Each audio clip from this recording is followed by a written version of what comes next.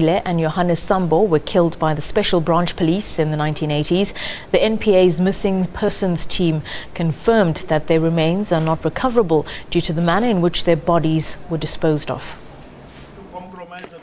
It's an emotional journey for these families. Finally, they get to see where their loved ones perished in the hands of the brutal apartheid police. Sizwe Kondile was shot and his body burnt throughout the night while police enjoyed a barbecue and alcohol here. His son Bantu was only 6 months when he skipped the country. His spirit is being repatriated from here. Sizwe and I grew up virtually together. We did everything together. We went to the initiation school together, the two of us. Yeah, it's a difficult moment.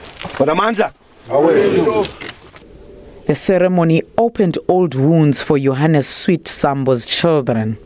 He was suffocated by a rubber tube and died here. His body was then taken to Limpopo, where it was repeatedly blown up with explosive. His spirit was also taken from here. When they took him, I was about 7 years old. I was doing grade 2, which it was standard P at the time. It was called standard P. And what happened, there were about 4 police officers who came to fetch him from our place. And since then, we never saw him.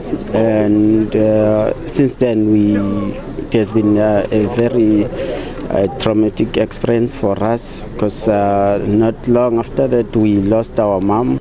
Selby Mavuso was also burnt and his ashes were thrown into this river in 1991.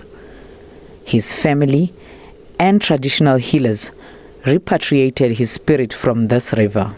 I'm very grateful to be here. Finally, we found closure, although it was overwhelming and very sad. We approached Dirk Coetzee, this was shortly before his death, for his assistance, and he brought us here to the site and he explained that Selby Mavuso had been, his release had been faked. We, as the Missing Persons Task Team, we determined that it was not possible to recover any remains, and therefore we are doing this spiritual repatriation ceremony with the family here today.